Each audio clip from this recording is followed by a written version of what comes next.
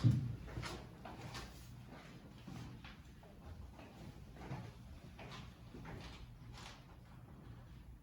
sinal da Santa Cruz, livrai-nos Deus, nosso Senhor, dos nossos inimigos, em nome do Pai, do Filho e do Espírito Santo. Amém. Meu Senhor e meu Deus, creio firmemente que estás aqui, que me vês, que me ouves. Adoro-te com profunda reverência. Peço-te perdão dos meus pecados e graça para fazer com fruto este tempo de oração. Minha Mãe Imaculada, São José, meu Pai e Senhor, meu anjo da guarda, intercedei por mim.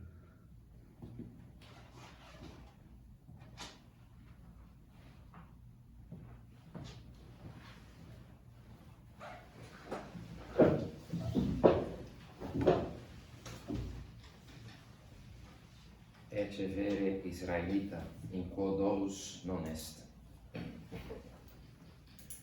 Hoje é dia de São Bartolomeu. Essa meditação a gente vai mostrar para o recolhimento amanhã, terça-feira, mas segunda-feira é dia de São Bartolomeu. Hoje, quando estamos gravando essa meditação. E esse apóstolo que recebe do Senhor esse elogio tão marcante, tão interessante, um verdadeiro israelita no qual não há duplicidade, não há engano, não há truques, não há uma atitude dupla, mas pelo contrário, é uma pessoa simples. Quando há pessoas assim à nossa volta que têm atitudes assim, que são complexas, que são complicadas, isso gera um ambiente difícil, né? Gera uma vida difícil, não poder confiar nas pessoas. E ao contrário, pessoas simples nos trazem esse certo alívio, uma tranquilidade, segurança. E vale tanto para as pessoas com quem convivemos, quanto para nós mesmos. Se nós somos simples, se nós somos e não temos a duplicidade, nos complica, Então, esse é o nosso tema do recolhimento desse mês, amor à verdade. Então, é muito bonito, assim, um plano mais teórico, mas a verdade em si, quanto a verdade na minha vida, que é algo que configura muito, transforma muito. E a gente poderia pensar que é um tema mais ou menos fácil, assim, no sentido de que estamos todos de acordo. Não sei, né? Outros aspectos, assim, da moral cristã, que não há um consenso, há muitas vezes um contraste entre o que diz a igreja, o que diz o evangelho e o que a moral média do mundo de hoje nos propõe. Com relação à sinceridade, à verdade, todo mundo está de acordo que vale a pena ser sincero, que é bom ser pessoas simples e diretas. Poderia parecer um tema fácil, mas não é bem assim, porque ater-se à verdade exige sim um esforço, por vezes não pequeno. Não é à toa que São Bartolomeu, como todos os apóstolos, a cor litúrgica é vermelha, referente ao martírio, ao sangue do martírio. Martírio significa testemunho da verdade, e o testemunho que tiveram que dar os mártires com o seu sangue. Testemunho em grego é isso, mártir, né? Martíria em grego, que é uma palavra grega que significa testemunho, que é o que disse o Nosso Senhor diante de Pilatos: eu vim para dar testemunho da verdade. Rima marteresso te aletheia, vim para dar testemunho da verdade. Jesus veio e o fez com a sua vida. Pilatos que vai decretar a sua execução.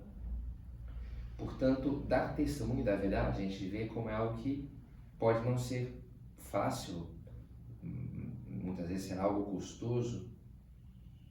Dar testemunho, falar a verdade e também abrir-se à verdade. São Bartolomeu, segunda-feira, sábado será São João Batista, também, em certo sentido, mártir. Por que foi mártir São João Batista? Por que o mataram? Porque porque ele dizia para Herodes, o rei lá, que não lhe era permitido ficar com a mulher do seu irmão, tinha ali se juntado com a sua cunhada, e aquele adultério era um escândalo público, né, para o povo judeu. E João Batista não tinha medo de falar: olha, você está fazendo errado, isso é um absurdo, isso é uma imoralidade, isso é uma indecência, um escândalo. E por isso Herodes primeiro prende João Batista, e depois, graças à às intrigas dessa sua companheira, entre aspas, digamos assim, a mulher do seu marido, termina por matá-lo. De uma maneira, testemunho da verdade, mártir da verdade. E por que uma coisa leva a outra? Porque, em grande parte, somos inimigos da verdade. Ou uma parte de nós é inimiga da verdade. Porque a verdade exige, porque a verdade, a gente olha para ela e pensa que ela vai nos fazer sofrer, vai nos dificultar a vida. E é preciso abrir essa verdade, é preciso coragem, é preciso vencer o medo, da franqueza, de enfrentar a realidade como ela é. Todos nós temos que viver essa batalha de uma maneira dentro de nós para abrir-se cada vez mais à verdade.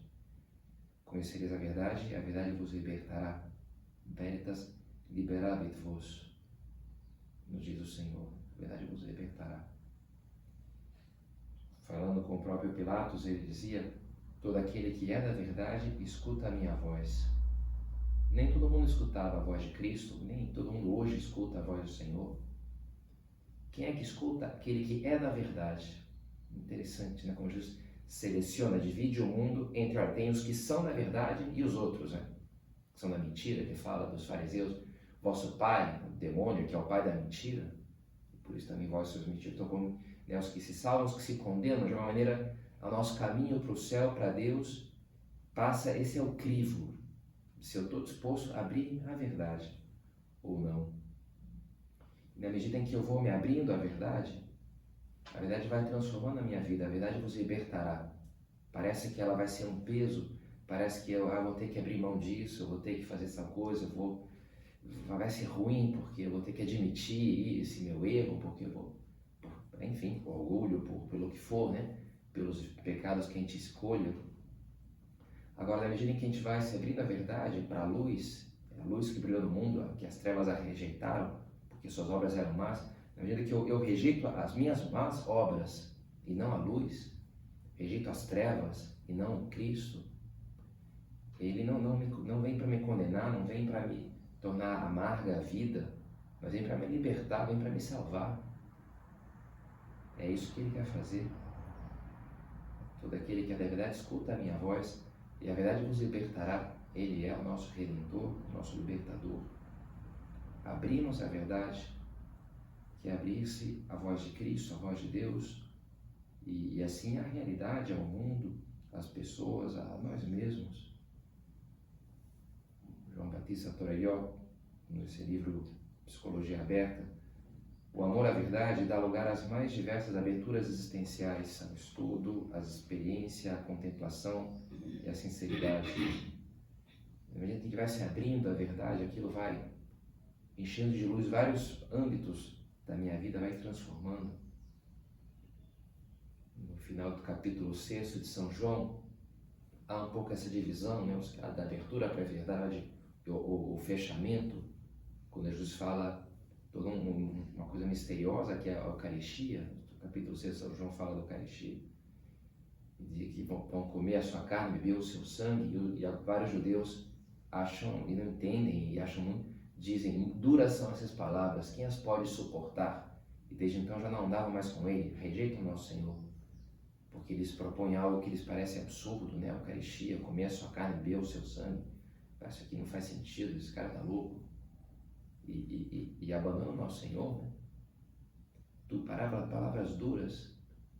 E ele se volta para os apóstolos: e você também quer ir embora? E São Pedro dá aquela resposta: aqui só tu tens palavras de vida eterna. Palavras de vida eterna. Talvez não entendesse exatamente o que ele queria dizer com tudo aquilo que tinha dito, mas ele tocava um dia e outro com a beleza, a força das palavras do Senhor. que não era algo que lhes enfraquecia, mas pelo contrário, queridos, abriam para a vida eterna. Para alguns, palavras insuportáveis, para outros, palavras irrenunciáveis. A diferença, né, entre o medo, que tem a ver com o comodismo, com a tibieza, com o apego aos pecados, e a coragem, e a abertura à luz, e a abertura a Deus, à vida plena, a abertura a Cristo, que é Ele, em última análise, a verdade. Eu sou o caminho, a verdade e a vida. O Papa Francisco gosta de citar alguma vez o Papa João Bento XVI. Em última análise, a verdade é uma pessoa, que é Cristo. Eu sou a verdade. Ele é essa verdade que liberta, que nos libertará, que enche de luz a nossa vida. E Ele que devemos buscar, então, abrir-nos a Ele para conhecer e amar e viver a nossa vida plenamente. Na verdade, nos libertará. Então, o primeiro ponto é esse, né? Buscar essa abertura à verdade, perder o medo de ver a verdade, contemplar a verdade, que ela entre na nossa vida. E a partir daí, uma segunda ideia é viver a verdade. Uma coisa é entender a abertura para ver, outra coisa é como aquilo configura o meu comportamento. Diz a primeira epístola de São Pedro: como filhos obedientes, não moldeis a vossa vida de acordo com as paixões de antigamente, do tempo da vossa ignorância. Pela obediência à verdade, vos purificastes para praticar um amor fraterno sem fingimento. Interessante, né? Nos é pedida a obediência à verdade. Não só a sinceridade, mas a docilidade. Eu enxergo, eu falo, eu vejo as coisas e agora eu incorporo, eu transformo. Por que a princípio eu não queria nem enxergar? Porque eu queria ter que supor um empenho da minha parte, quem sabe, né, para abandonar as minhas obras, para mudar o meu comportamento, para renunciar a uma série de coisas. E eu tenho que estar disposto a isso. Tenho que estar disposto a obedecer à verdade para atingir essa purificação. Caminhar na luz, uma expressão agora de São João, nas suas epístolas, que é interessante, né? Uma coisa é a luz de Cristo, que ele vai, nos começos do Evangelho, falar bastante, né, do que era a luz e as trevas, mas depois é preciso que eu caminhe na luz, caminhar na luz de Cristo. Não caminhe nas trevas, ou seja, as minhas ações, a minha vida, siga esse caminho da verdade, da vida, que é Cristo, caminhar na luz. Viver abraçar essa verdade. É interessante observar esse fechamento à verdade que possa na nossa vida. Por exemplo, quando um casal está brigando e aí um acusa o outro e os dois são culpados, mas naquela hora ali a gente entra num modo de combate no qual eu não posso admitir nenhuma fraqueza, no qual eu tenho que ganhar pontos ferindo o outro e não sendo ferido. E às vezes pode até se escutar uma frase do tipo: olha, é assim e acabou. Não quero saber. É assim e acabou. Não quero saber. É interessante isso daqui, né? É querer saber. Uma coisa é a vontade ou a inteligência, né? A vontade que fecha a minha inteligência. Não é que a pessoa é limitada intelectualmente, então ela não enxerga, porque ela tem um problema intelectual. Não é um problema intelectual, é um problema da vontade. É que não quero saber. Eu tomo uma decisão de não ver. A gente tem isso, né? Solidificar-se das trevas dentro de mim. Um recorte da realidade que eu faço. Todo pecado tem isso, né? Eu enxergo só essa parte daqui, essa lógica, esses argumentos, porque fez isso, que aquilo, que é absurdo. E depois tem uma série de outras realidades que escapam aquele recorte que eu fiz, mas que eu filtro. E eu olho só aquela parcela. O pecado sempre faz isso, né? Ele faz um recorte e tem aquela lógicazinha. Bem, tem uma lógica ali, porque falou tal coisa, o que eu quero é fazer tal coisa. Ok, tudo bem, tem lógica. Mas, cara, amplia um pouquinho, aí tu vai ver que também tem uma certa lógica que a outra pessoa está falando também e o que ela está reclamando em ti. Essa é a questão, não recortar a realidade. Peraí, deixa eu enxergar, deixa eu escutar o que a pessoa está falando, deixa eu ver o que pode ter de culpa minha nessa história. Será que de fato, deixa eu só assumir como uma hipótese, ok, claro que eu estou totalmente certo e a outra pessoa está completamente equivocada. Bem, pode até ser, mas vamos, assim, em termos só de uma hipótese teórica, né, para um exercício da ciência, vou assumir essa hipótese, assim, na teoria de que, quem sabe, a pessoa tem algo de razão. Deixa eu entender o que ela está falando. E deixa eu ver se não tem outros argumentos aqui, outros elementos que talvez invalidassem parte do meu raciocínio. É preciso esse esforço, não é fácil fazer isso às vezes, né? Não é fácil. Que olhar para entender melhor as coisas, é preciso um esforço da vontade para abrir-se. E aí tem todo um esforço que, na medida que eu faço várias vezes esse esforço, aquilo vai se tornando um hábito em mim, né? As ações que levam à virtude. E às vezes a gente vê pessoas que habitualmente têm uma visão muito fechada, a gente fala uma pessoa teimosa, às vezes é isso, né? Que sempre não se abre, não dialoga, e fecha ali, se fecha assim, no seu linha de raciocínio e não consegue enxergar as coisas com que todo mundo está enxergando, mas ela não quer enxergar, né? Porque está fechada numa maneira de ver parcial.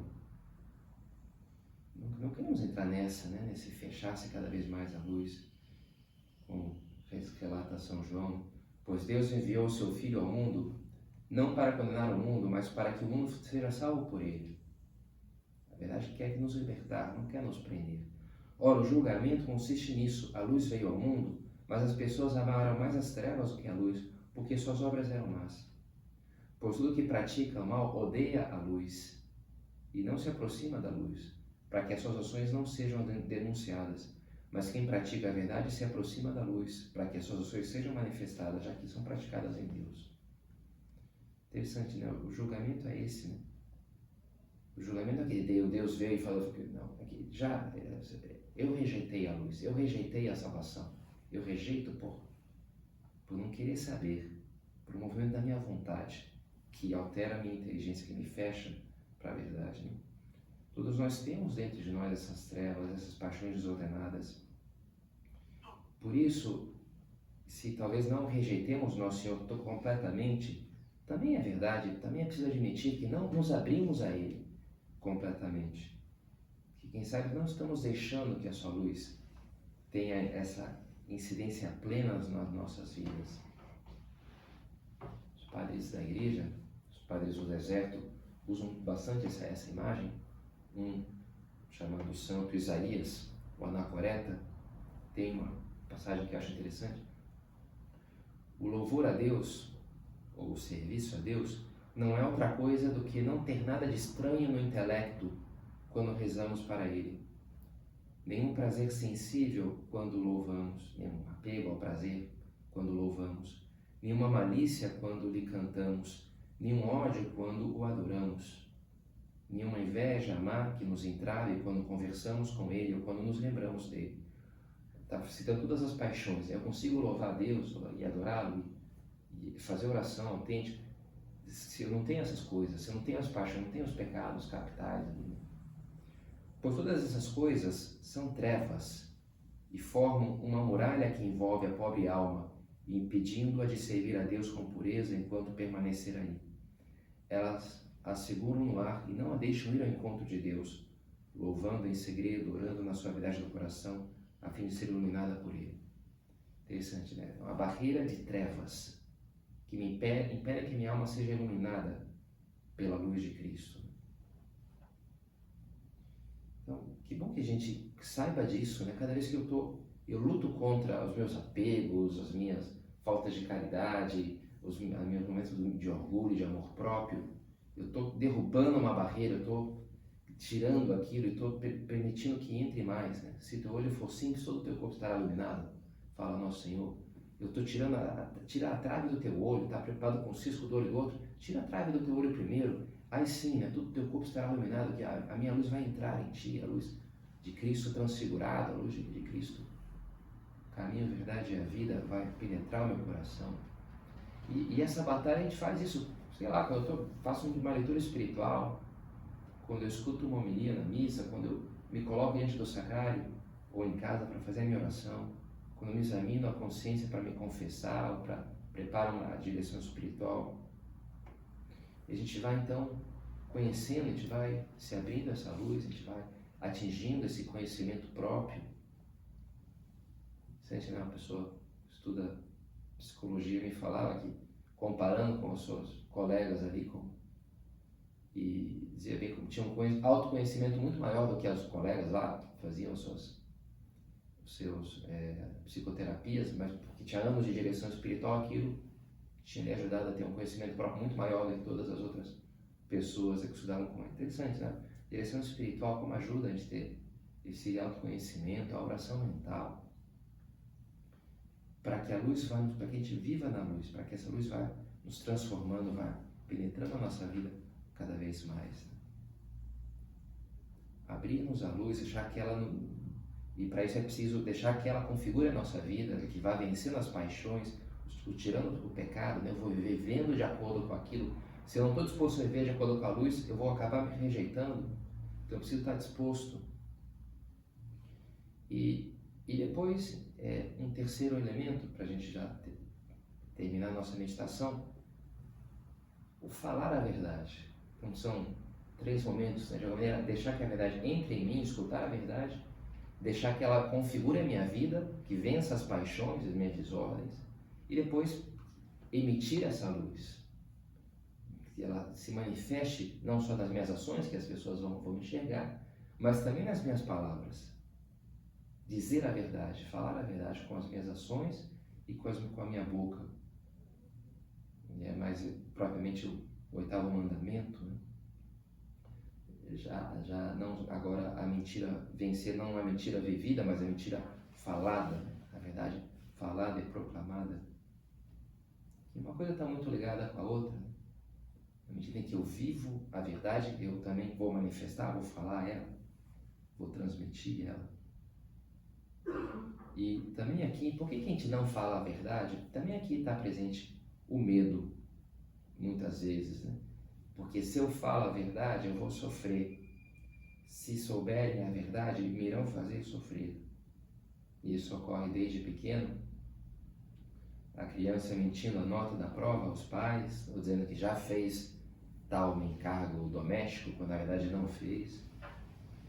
Até o adolescente fingindo ter uma opinião que não é a sua de fato, mas faz aquilo para ser aceito no grupo, dos seus colegas ali, porque não quer ficar mal, porque... E, enfim, pessoas mais velhas também podem adotar diversas máscaras porque acham que aquilo vai facilitar a convivência com as pessoas.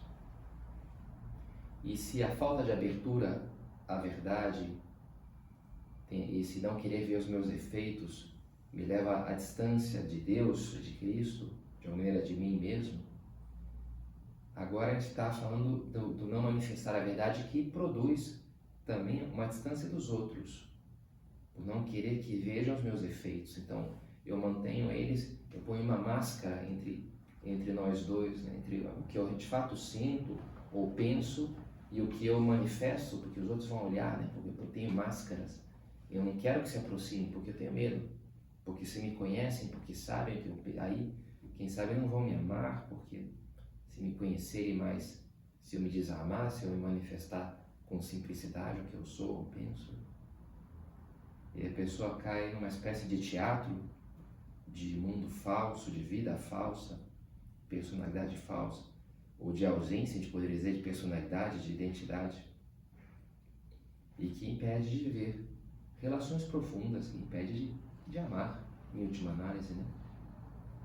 A verdade tem a ver com isso, a sinceridade tem a ver com isso, com ter relações profundas com as pessoas à minha volta, né? Então a gente tem que, nesse ponto, ter assim um fechar com a verdade, abraçar a verdade. Não tenhas medo da verdade, diz São José Maria em Caminho, ainda que a verdade te acarrete a morte. Ponto desses fortes, né, de caminho. Não tenhas medo da verdade, ainda que a verdade te acarrete a morte.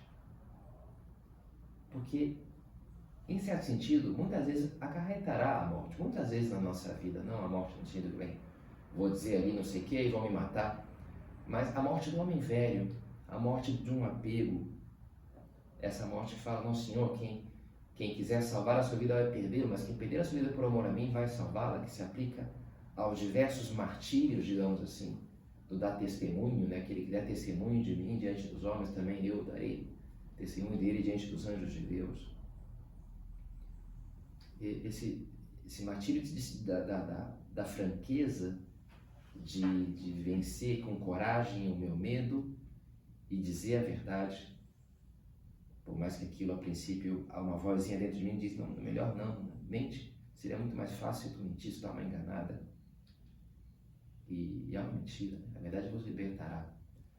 Interessante nas palavras de Louis Lavelle, a franqueza me liberta, emprestando-me a sua coragem. É a mentira que me acorrenta.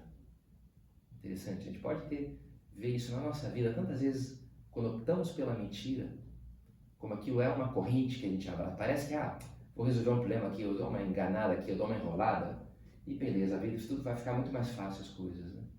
E não, sempre é o oposto, né? Sempre fica mais difícil, sempre fica mais travado a vida. E a franqueza, às vezes, na hora essa morte, na hora enfrentar o medo, a tremenda base, a gaguejar ali para dizer que não fui eu, que eu quebrei, que não me lembrei, que na verdade na hora custa, mas depois vem uma sensação de liberdade, né? Cara, não estou aqui devendo nada para ninguém, não estou aqui fazendo 1000 cálculos e o que eu disse, o que não disse, o que essa pessoa pensa, o que ela não pensa. Cara, eu sou isso daqui, essa é a verdade e acabou, e estou nem aí, pronto, né? Eu digo a verdade. É assim, a franqueza me liberta, me emprestando essa coragem. A mentira que acorrenta, a verdade liberta, a mentira escraviza. Ficou na minha cabeça no Evangelho de ontem, tibi dabo claves, Nosso Senhor dizendo para São Pedro, tirei as chaves, né? Que se representa às vezes, né, Jesus quando desce aos infernos, no sábado santo, e lá está, ele puxa ali Adão e Eva, e puxa os justos, né? E ali parece uma série de cadeias e cadeados, né? E que ele rompeu as cadeias.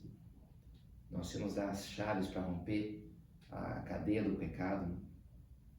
E nos dá com essa coragem da franqueza, que é esse impulso para ser quem eu estou chamado a ser, para atingir essa santidade, que é essa identificação com Cristo, que é o libertar-me do vício, das cadeias do pecado, das complicações, dessas correntes do demônio, que é o pai da mentira.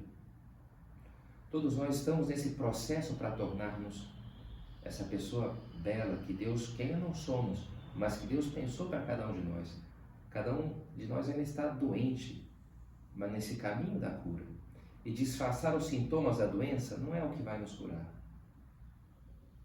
Pelo contrário, né, quando a gente manifesta os erros e fraquezas, aí sim, aqui a gente vai aos poucos conseguir nos libertar daquilo, aí sim.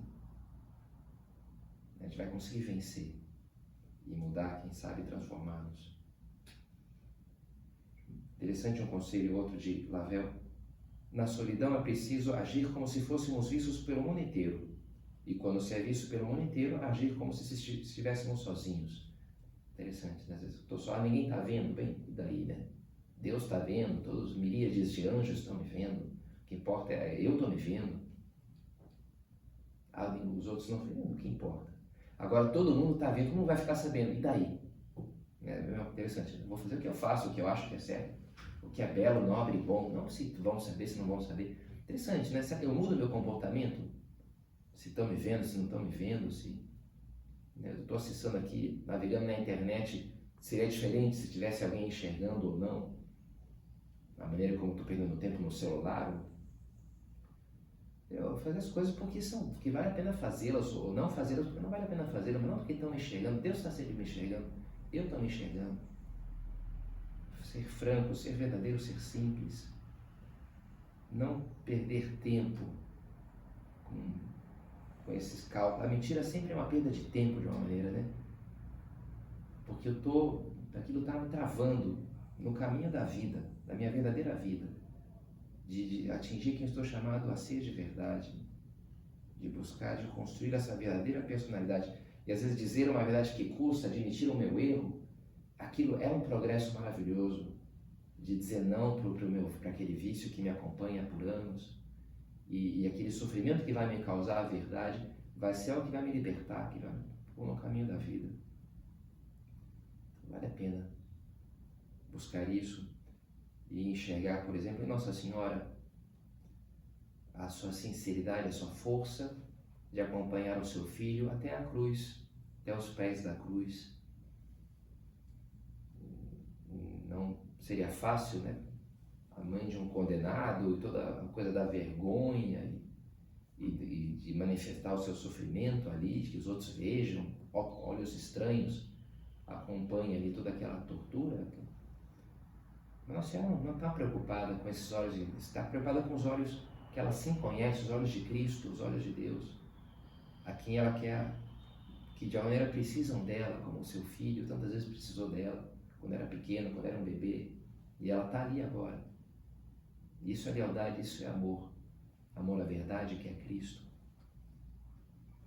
Então vamos terminar olhando para ela e pedindo que também nos dê esse amor à verdade, cada vez maior, para que essa verdade, essa luz do Senhor entre cada vez com mais força na nossa vida, nos liberte, nos transforme.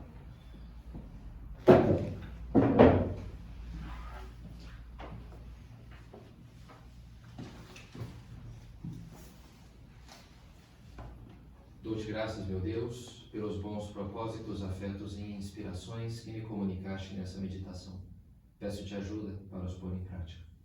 Minha Mãe Imaculada, São José, meu Pai, Senhor, meu anjo da guarda, intercedei por mim.